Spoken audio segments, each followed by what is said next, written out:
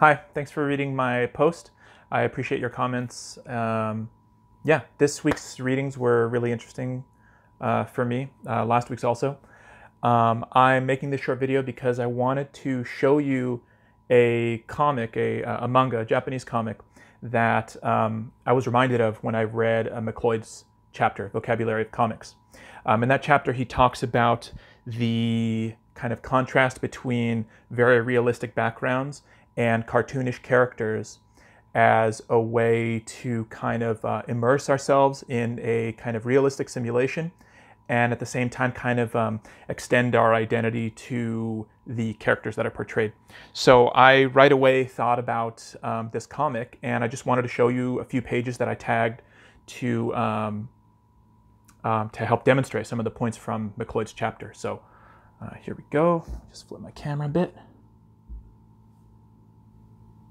Okay, so this is Onwards Toward Our Noble Deaths by Shigeru Mizuki. I think we're, yeah.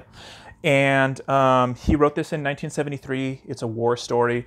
Quick warning for anybody watching this. Some of the pictures, they're not extremely graphic, but they're graphic. So if you're sensitive to, you know, kind of war violence or this kind of thing, then fair warning. Okay, so right away from the cover, we can see already, you know, kind of, although maybe you can't really see the detail, the kind of ground here is more realistic kind of terrain compared to the characters themselves, right? Look at their faces. It's very much open for reader identification, as McLeod puts it. And I chose this page because I thought that this contrast is very, very effective for telling this sort of war story.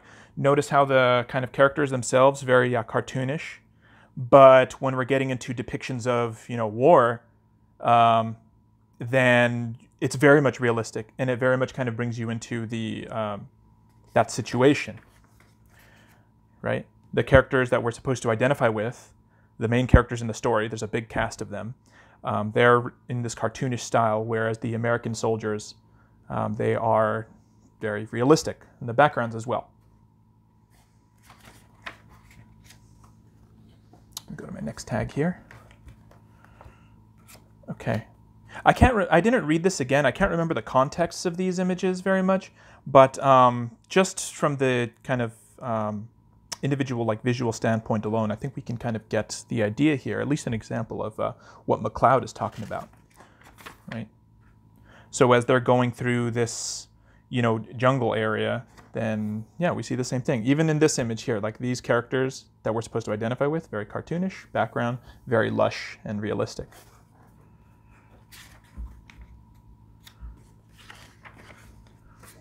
Okay, here's another scene where some invasion starts happening, and we can see, yeah, again, the war scenes, very realistic, right? The scenes that are supposed to depict like what happened during the war. Here's a battlefield scene.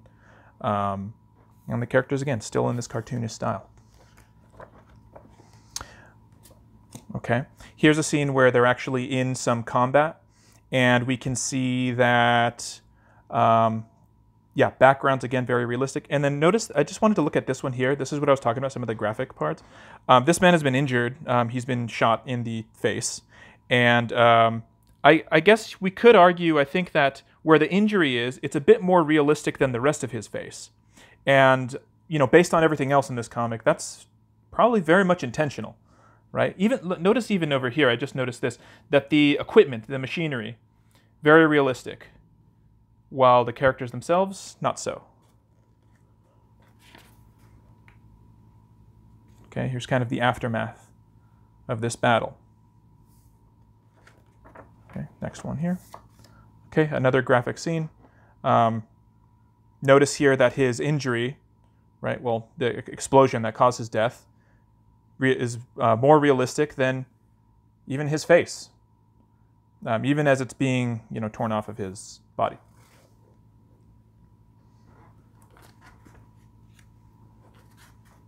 Okay.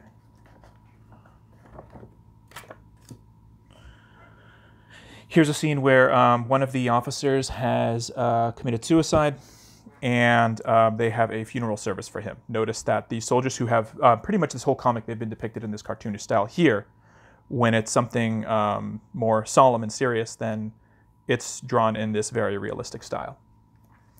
And finally, another battle scene over here where equipment is all done realistic. Kind of the aftermath is portrayed very realistically.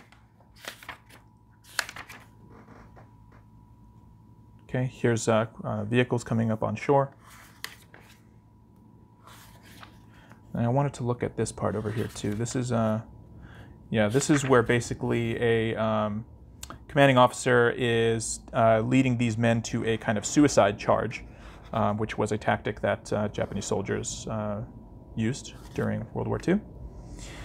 And these men are, going on. This is where the title of the book comes from.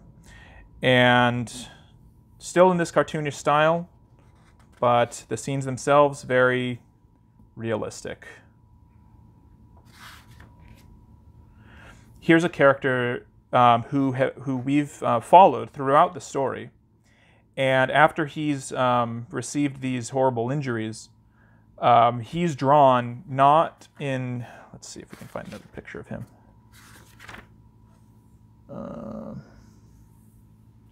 I can't really see him in these ones specifically. Anyways, I do remember this is a main character, and yeah, he's drawn here, much more realistically. Here he is again, with the most realistic style, as he's, dying. And here he is at the very end also, right?